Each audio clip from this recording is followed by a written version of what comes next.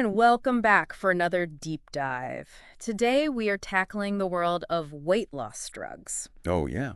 We've got a ton of research to unpack, Yeah. medical studies, Uh-huh. regulatory analyses, and even some perspectives on how society views weight and weight loss. Could be fascinating. So we're going to cut through all the hype, Yeah. understand how these medications actually work, what they do, and what you need to know.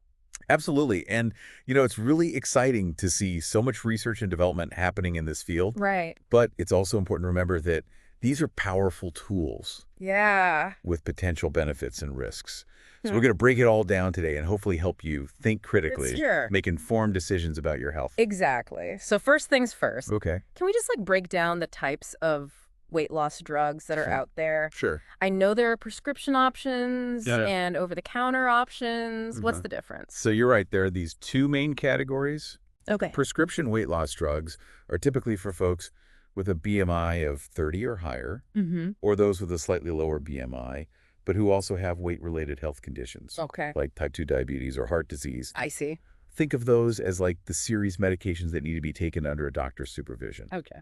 Over-the-counter options, on the other hand, Yeah. are generally considered less potent Okay. and are available without a prescription. That makes sense. Yeah. So what are some examples of these drugs and how do they actually work? Okay, so let's start with orlistat. Okay. This one is interesting because it's actually available in both prescription and over-the-counter forms. Oh, wow. The prescription version is called Xenical, and the over-the-counter version is Ali. Okay. Orlistat works by blocking fat absorption in the gut. Okay. So basically, it prevents your body from absorbing some of the fat that you eat. So it's kind of like a gatekeeper for dietary fat. Exactly. Step. Then we have drugs like phentermine topiramate, which is known as Qsymia. This one works by suppressing your appetite. Okay. And then, of course, we can't forget the GLP-1 receptor agonists, GLP-1s? like liraglutide, also known as Saxenda, Okay. and semaglutide, which is Wegovy. Right. These medications mimic hormones that help regulate appetite. GLP-1s, they've been in the news a lot lately. They have? Seem to be gaining popularity. Yeah. But I'm curious, how do they mimic hormones? What's actually happening there? That's a great question. So GLP-1 agonists work by mimicking a naturally occurring hormone in your body called glucagon-like peptide 1, or GLP-1. GLP-1. This hormone is released by your intestines after you eat, and it plays a role in signaling to your brain that you're full Okay. and should stop eating. It also slows down gastric emptying, which means food stays in your stomach longer, Gotcha. further contributing to that feeling of fullness. So it's like they're amplifying your body's natural, I'm full signal. Exactly. That's really interesting. Yeah, it's not just about blocking fat or forcing your appetite down. Right. It's really working with your body's natural processes. I like that. So, okay, let's talk results. Okay. I've heard that some of these drugs can lead to pretty significant weight loss. Is that true? Absolutely. There have been some really impressive findings in recent studies. For example, in some clinical trials, semaglutide, specifically at a dose of 2.4 milligrams, led to an average weight loss of about 24%. Wow, 24%. That's huge. It is. We're not talking about a few pounds here. That's a life-changing amount of weight loss for some people. You're right, and those results are actually comparable to what we typically see with bariatric surgery. Really? It's pretty remarkable when you consider that these are medications, not surgical procedures. That's a great point. It seems like a game changer for people who might not be eligible for surgery or who are simply looking for a less invasive option. Right. But even though these medications are showing promise, they're not a magic bullet, right? What about the long-term implications? Yeah, that's a crucial point. While the initial weight loss can be substantial, it's important to consider what happens over time. Okay. There are concerns about the sustainability of the weight loss achieved through medication alone. So what you're saying is someone might lose a significant amount of weight initially, Yes. but then is there a chance they could regain the weight if they stop taking the medication? Yes. Unfortunately, research suggests that weight regain after discontinuing medication is a real concern. Okay. Studies have shown that while initial weight loss can be substantial, it might plateau over time. And some individuals might regain a portion or even all of the weight they lost once they stop taking the medication. So that raises some important questions about the long-term effectiveness of these drugs compared to traditional methods like lifestyle changes or surgical intervention. Exactly. And this is where it's crucial to understand that medication while potentially very effective, is only one piece of the puzzle. Okay. For long-term sustainable weight management, lifestyle changes are absolutely essential. You're talking about diet, exercise, right? Precisely. You can't just take a pill and expect to lose weight and keep it off if you're not also making changes to your diet and incorporating physical activity into your routine. Great. It has to be a holistic approach. It's not a free pass to continue unhealthy habits. Exactly. It's a tool to be used in conjunction with a healthier lifestyle overall. Exactly.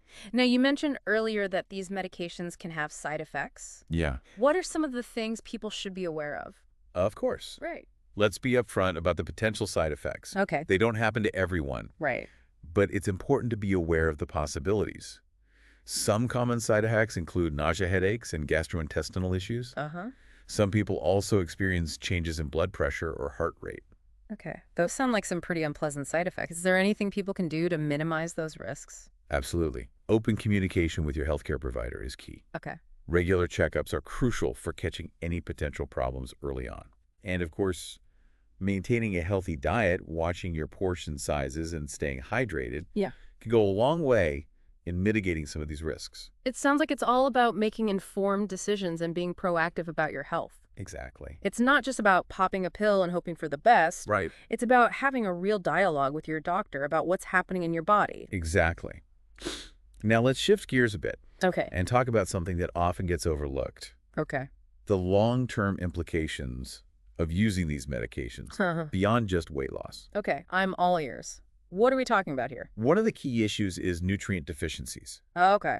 Some of these medications, especially those that interfere with fat absorption, can also interfere with the absorption of essential vitamins and minerals. Wow. Hadn't really thought about that. Yeah. Which vitamins and minerals are we talking about? We're talking about deficiencies in vitamins A, D, E, and K, as well as B12, calcium, iron, and zinc. Those are important. These are pretty important nutrients, and deficiencies can have a significant impact on your overall health. Absolutely. Those are essential for so many bodily functions. That's a really important point to consider. Exactly. And that's why, again, working closely with a healthcare professional is so crucial when taking these medications. Okay. Regular monitoring and potential supplementation can help manage those risks. So it's not just about popping a pill and hoping for the best. Right. There needs to be a real dialogue with your doctor about what's happening in your body and how the medication might be affecting your nutrient levels. Exactly. Now let's move on to another aspect of this conversation that can be a little murky. Okay. The regulatory landscape surrounding weight loss supplements. Oh. This is a complex area, especially when it comes to protecting consumers and ensuring that these products are actually safe and effective. Yeah. The supplement industry can be a bit of a Wild West, right? I've seen some pretty outrageous claims out there. It can be a bit like the Wild West, and that's a big problem Yeah. because it can be really hard for consumers to know what's safe and what's not. So are you saying that there's not much oversight? Unfortunately, the regulations around weight loss supplements are often lacking. Okay. We're talking about a booming $300 billion dietary supplement industry. Wow. And it can be tough for regulators to keep up with all the new products and claims hitting the market. So how are consumers supposed to navigate this landscape and make informed choices? That's a good question. Consumers really need to be proactive and do their own research. Okay. Look for products that have been independently tested and verified. Be skeptical of outrageous claims and quick fixes. Remember, if it sounds too good to be true, it probably is. That's great advice. So we've talked about prescription drugs, over-the-counter options, and the regulatory landscape. Now I'm curious, how do weight loss drugs stack up against good old-fashioned lifestyle changes? Like diet and exercise. I mean, what's the bottom line here? That's a great question, and one that I'm sure many people are wondering about. Let's dive into that in part 2 of our deep dive. Okay, we'll hold that thought. Join us next time as we continue our exploration of weight loss drugs and compare them to other weight management methods. Welcome back. So when we left off, you're about to ask how weight loss drugs compare to like those traditional lifestyle changes. Exactly. Like diet and exercise. Right. It seems like there's always this debate. Yeah. Medication versus lifestyle changes. What's the verdict? Well, it's not really a competition. You know, both approaches have their place, and the best choice for you really depends on your individual circumstances and goals. Okay, so let's break it down. Let's start with lifestyle changes. Sure. We all know that eating a healthy diet and getting regular exercise are good for us. Right. But are they really effective for weight loss? Absolutely. Engaging in regular physical activity and adopting a balanced calorie-controlled diet Hmm. are really foundational to weight management and overall health. Okay, They're often recommended as the first-line interventions, I see. even before considering medication. So they're like the foundation. Right. But for someone who's really struggling with their weight, can lifestyle changes alone really make a significant difference? That's where it gets a bit tricky. While lifestyle changes can be very effective for some people, they do require significant commitment Yeah, and effort. right. Not everyone finds it easy to make those changes and stick with them over time. Yeah, it's not just about willpower. It's about having the knowledge, the resources, and the support Exactly. to make those changes and integrate them into your daily life. Exactly. And for some people, those barriers can be really challenging to overcome. Right. That's where medication might come in as a potential tool to help jumpstart the process or provide additional support. So it's not an either-or situation. It's more about finding the right combination of approaches that work for you. And it's also important to remember that for many individuals, these lifestyle changes can lead to meaningful improvements in health, Okay. even if they don't result in dramatic weight loss. Yeah. You're saying that even if the number on the scale isn't moving as much as someone might hope, Right. there are still benefits to be gained from adopting a healthier lifestyle. Absolutely. Right. There's a misconception that if you're not losing a significant amount of weight, Yeah. then your efforts aren't paying off. Right. But that's simply not true. Right.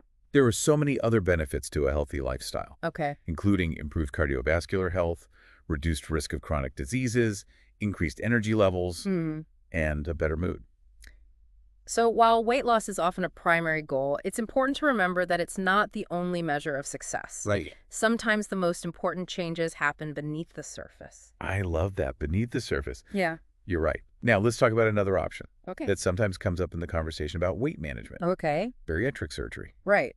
This is a surgical procedure that can help people lose weight Yes, by making changes to their digestive system. exactly. But it's a pretty major decision, right? Right. Absolutely. Bariatric surgery can be very effective for weight loss, but it's also a major procedure with potential risks Yeah. and a significant recovery time. It's not something to be taken lightly. So when would someone consider bariatric surgery? Who's a good candidate for this type of procedure? Typically, bariatric surgery is considered for individuals with severe obesity Okay. who haven't had success with other weight loss methods, such as lifestyle changes or medication.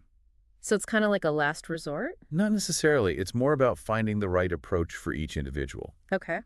For some people, bariatric surgery might be the most appropriate and effective option. Gotcha. So we've got lifestyle changes, medication, and surgery.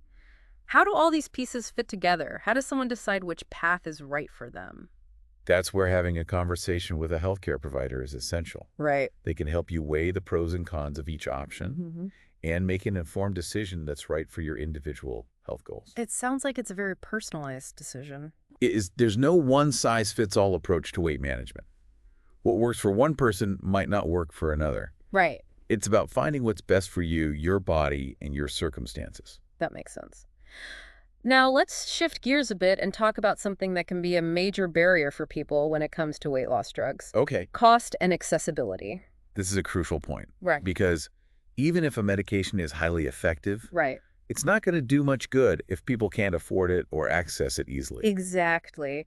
We can talk all day about the science and the potential benefits. Right. But if people can't actually get their hands on these medications, it's all for nothing. Exactly. Unfortunately, many weight loss drugs, especially the newer ones, are quite expensive. Yeah. They're often not covered by insurance, Right. which creates a significant barrier for many individuals. It creates a situation where those who could potentially benefit most from these medications Right. are the least likely to be able to afford them. Sadly, that's often the case. Right. And this disparity in access further exacerbates existing health inequities, Right. as those with lower incomes and limited healthcare coverage are disproportionately affected by obesity and its related complications. It's heartbreaking, really. It highlights these systemic issues at play when it comes to healthcare access and affordability. Yeah. It's not just about the medication itself. Yeah. It's about the larger context of healthcare and who has access to it. You're absolutely right. And it underscores the need for policy changes that address these disparities Yeah. and make weight loss treatments, including medications, more accessible to everyone who needs them. It's not just about developing new drugs. Yeah. It's about ensuring that everyone has a fair chance to benefit from them. Precisely. And while we're on the topic of access, Yeah. let's talk about another important consideration: availability. Okay. So even if a drug is affordable, Mhm. it might not be readily available in all areas. That's correct. In some regions, particularly rural or underserved communities, Right. there might be limited access to healthcare providers who specialize in obesity management Okay. or who are familiar with the latest weight loss medications. So someone might have the financial means to get the medication, Yeah. but still face obstacles in terms of finding a doctor who can prescribe it Right. or a pharmacy that carries it. That's exactly right. And it highlights the importance of expanding access to healthcare services Yeah. in underserved areas Mhm. and ensuring that healthcare providers are adequately trained in the management of obesity Right. and the use of weight loss medications. It's about creating a healthcare system that's equitable and accessible to all, regardless of location or socioeconomic status. Exactly. It's a complex issue with no easy solutions, but it's a conversation we need to be having. I agree. Yeah. And it's important to remember that access to healthcare is only one piece of the puzzle. Okay, what else is there? We also need to address the underlying social determinants of health that contribute to disparities in obesity rates. Okay, what do you mean by social determinants of health? Can you give some examples? Absolutely. We're talking about factors like poverty, food insecurity, Okay. lack of access to safe and affordable housing, and inadequate transportation options. I see. All of these things can play a role in someone's ability to maintain a healthy weight and access quality healthcare. So it's not just about individual choices, it's about the environment in which those choices are made. Exactly. Yeah. Addressing these broader societal issues is essential for creating a healthier environment for everyone Yeah. and reducing the burden of obesity and its related complications. Mm. It's a multifaceted challenge that requires a multifaceted approach. I completely agree. We can't just focus on the individual. We have to look at the bigger picture and address the systemic factors that are contributing to these health disparities. Well said. And with that, I think it's a good time to transition to the final part of our deep dive, Okay. where we'll explore some of the ethical considerations surrounding weight loss drugs Sounds good to me. and ponder the future of this rapidly evolving field. We've covered a lot of ground in this segment. Yeah, From the effectiveness of weight loss drugs and the limitations to the crucial issues of cost and accessibility. absolutely. I'm eager to hear your thoughts on the ethical implications and what the future holds. I'm looking forward to that conversation as well. Great. It's an important one, and I think it will give you a lot to think about as you continue to explore your own health journey. Join us next time for the final part of our deep dive into the world of weight loss drugs, where we'll wrap things up and leave you with some thought-provoking questions to consider. Welcome back to the final part of our deep dive into weight loss drugs. You know, we've covered a lot. Yeah. The societal perceptions, Yeah. the complex issue of access. Right. Now let's tackle the ethical considerations surrounding weight loss drugs Yeah. and really explore what the future might hold for this rapidly evolving field. It's interesting because as we delve deeper, we start to encounter not just scientific questions, but also moral and philosophical ones. We're talking about manipulating our bodies with medication. Right. And that raises all sorts of important considerations. For sure. One of the things that comes to mind is the potential for misuse or abuse of these drugs. Oh, absolutely. As with any powerful tool, Yeah. there's always a risk that it could be used inappropriately. You're absolutely right. There's concern that people might feel pressured to take these drugs to conform to societal beauty standards, even if they're not medically necessary. Yeah, it's almost like we're sending the message that you're not good enough unless you're thin. Right. And that can be incredibly damaging, especially for young people who are already bombarded with Especially for young people. unrealistic images of beauty. Exactly. And there's also the risk that people might be tempted to use these medications as a quick fix without addressing the underlying behavioral or lifestyle factors Right. contributing to their weight. It's like using a bandage to cover up a deeper wound. Exactly. It might provide temporary relief, but it doesn't address the root cause. Right. And that can lead to a cycle of dependence on medication Yes. without achieving sustainable weight management Right. or addressing the underlying health issues. I think that's a really important point. It's crucial to remember that these medications are tools. And like any tool, they need to be used appropriately and in the right context. Another ethical concern is the potential for weight stigma to become even more pervasive Yeah. if weight loss drugs become more widely available Right. and socially acceptable. It could reinforce the idea that being overweight is inherently wrong or undesirable. That's a valid concern. Yeah, We already live in a society that often judges and discriminates against people based on their weight. for sure. And if these medications become more common, it could exacerbate that problem. It's Absolutely. a complex issue, and it's one that we need to be very mindful of. It all comes back to promoting body positivity and acceptance, Yes. regardless of size, Uh-huh. while also encouraging healthy habits. Right. And addressing the medical needs of those who struggle with obesity. Exactly. It's a delicate balance, but it's essential to have these conversations Yeah, and challenge the harmful societal norms that contribute to weight stigma. I couldn't agree more. Now let's shift our focus to the future of weight loss drugs. What can we expect to see in the coming years? I'm excited about this. What's on the horizon? Anything you find particularly promising? There's definitely a lot of innovation happening in this field. Hmm. Researchers are constantly working to develop new and improved weight loss medications with greater efficacy Okay. and fewer side effects.